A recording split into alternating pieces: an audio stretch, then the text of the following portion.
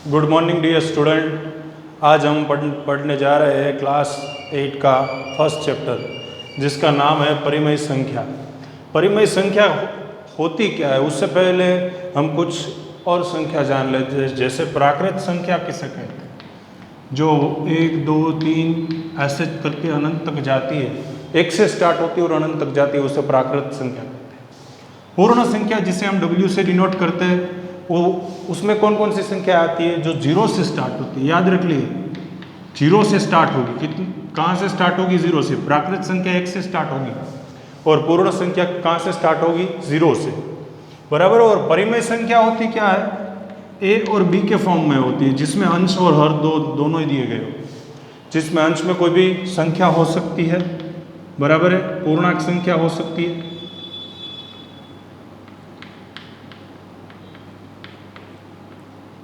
बराबर। उसमें आप 0 भी ले सकते हैं, माइनस में भी ले सकते हैं और धन में भी ले सकते हैं, धन ऋण में। पर जो B होती है उसमें आप 0 नहीं ले सकते, क्योंकि अगर हर 0 हो जाएगा तो पूरी संख्या क्या हो जाएगी? अनडेफिनेट, जिससे हम अपनी व्याख्या नहीं कर सकते हैं, बराबर। इसके आगे क्रम विनिमयता का गुणधर्म, ये आपको बहुत ज़्यादा याद रखने की ज़रूरत है। क्रम विनिमयता का गुणधर्म क्या है? जिसमें हम क्रम को चेंज करेंगे, बराबर है। मान लो हमने योग के लिए लिया, इसके लिए क्रम विनिमयता का गुणधर्म ये रहेगा, A और B दोनों एक संख्या है, अलग अलग। A प्लस B करेंगे या B प्लस A करेंगे, दोनों में इसकी वैल्यू क्या आएगी? सेम।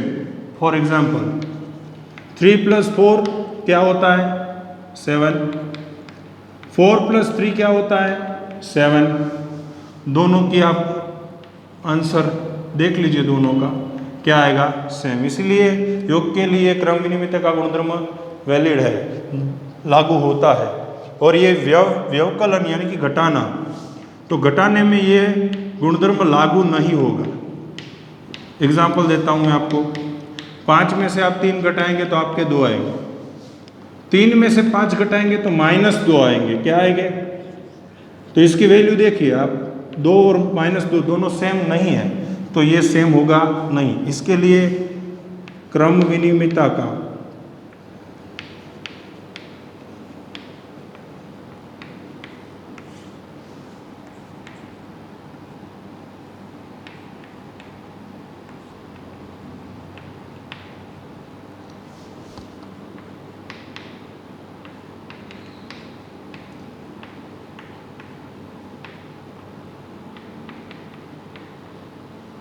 क्रम विनिमयता का गुणधर्म लागू नहीं होगा व्यवकलन, घटाने में, सब्सट्रैक्शन में।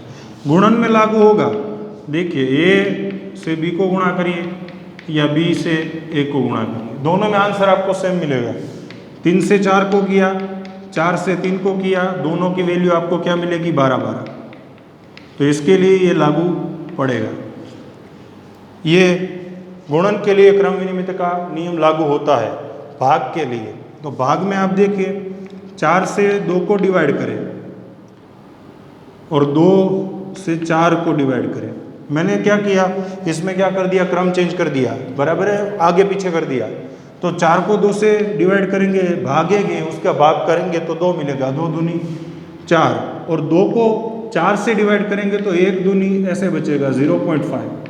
तो आप देख सकते हैं इसकी दोनों की कीमतें जो है, इसका जो आंसर आया हुआ है तो वो सेम नहीं है, यानी कि इसके लिए लागू नहीं होगा। तो मैं ऐसे डायरेक्ट लिख देता हूँ कि लागू नहीं होगा। कुछ नियम आप याद रख सकते हैं, बराबर है, जिसमें मैंने बॉक्स लगाए हुए वो याद रख लीजिए। व्यवकलन और भाग में लागू नहीं होता है।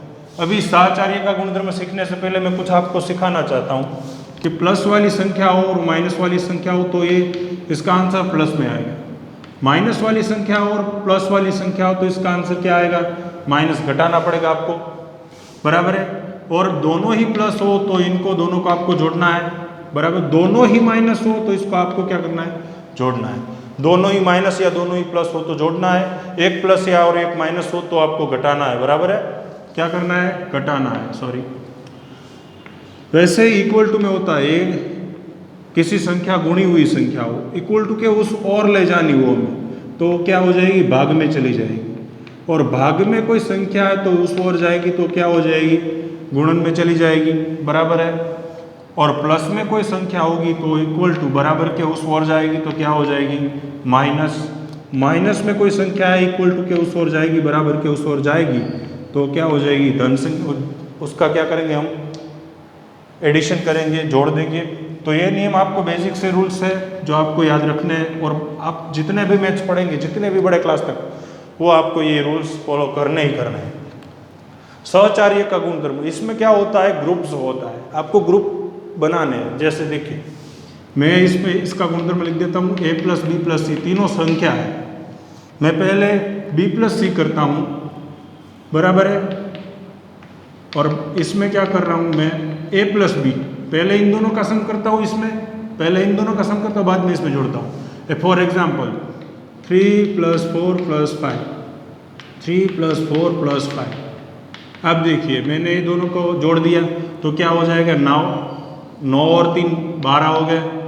सेम यहाँ 3, इन दोनों को पहले करता हूँ, 3 और 4 कितने हो गए 7, इसमें 5 ऐड करेंगे तो क्या हो जाएगा 12। इसको मैं लिख देता हूँ अच्छी तरह से, 3 प्लस 9 ये हो गया 12। सेम आ गए आप, बराबर। मैं कल से थोड़ा बड़े अक्षर कहूँगा। व्यवकलन में घटाने में ये लागू नहीं होगा। सेम यहाँ जो हुआ था वैसा ही वहाँ होता है, उसमें आप ग्रुप नहीं कर सकते, बराबर है। मैं उसके लिए एक एग्जाम्पल लेता हूँ, पहले इसको लिख देता हूँ।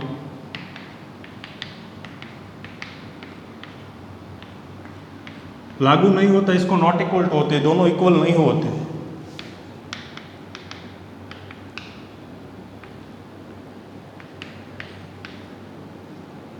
मैंने इन दोनों का पहले ग्रुप लिया और बाद में इन दोनों का, आप देख लिया आंसर।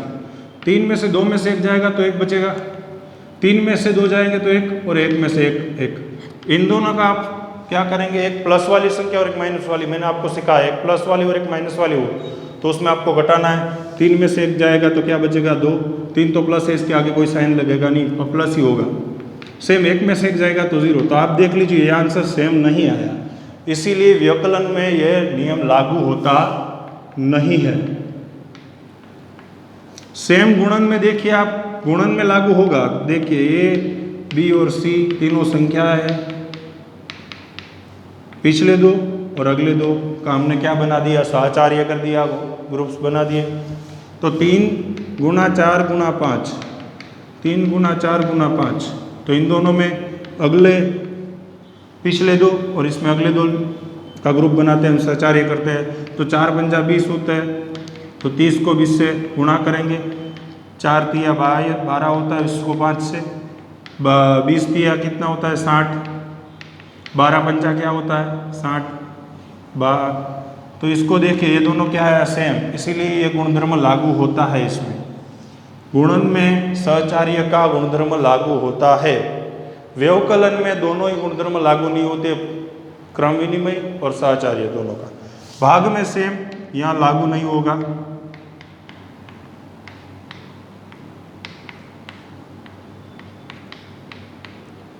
बराबर है, कैसे आप 3 को 2 से डिवाइड, 201 को, आपको किसी भी चीज़ को आसानी से समझना हो तो आप छोटे छोटे एग्जाम्पल लीजिए। फॉर एग्जाम्पल ये मैंने 3 2 1 लिया, अब बड़े बड़े नंबर्स लेंगे तो आपको डायरेक्टली समझ में नहीं आएगा। 3 और 2 है, दोनों का मैंने 1 2 और 1 का ग्रुप बना दिया, 3 और 2 का।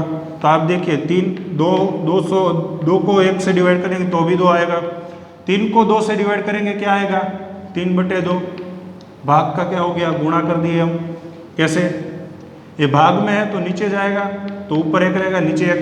तो आप देख लीजिए इसकी वैल्यू क्या आएगी 1.5, इसकी वैल्यू क्या आई 3 डिवाइड बाई, या हो जाएगा 1, सॉरी 2 में से 2 डिवाइड है, सॉरी 2 ही है, 3/2 को क्या हो गया 1.5। सेम यहाँ 3/2 इंटू गुणा 1 करेंगे तो 1.5 हो जाएगा।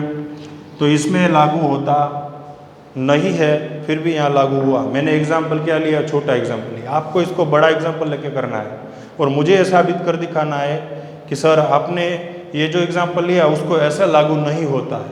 बराबर है, आपको कोई भी डाउट लगे तो मुझे बता देना, मैं अगले वीडियो में आपको इसको सॉल्व करके दिखाऊंगा। बराबर, मैंने यहाँ लिखा लागू नहीं होगा और यहाँ लिखा है लागू हो रहा है। क्यों हो रहा है मैं आपका इसको कारण दूंगा अगले वीडियो में। Thank you.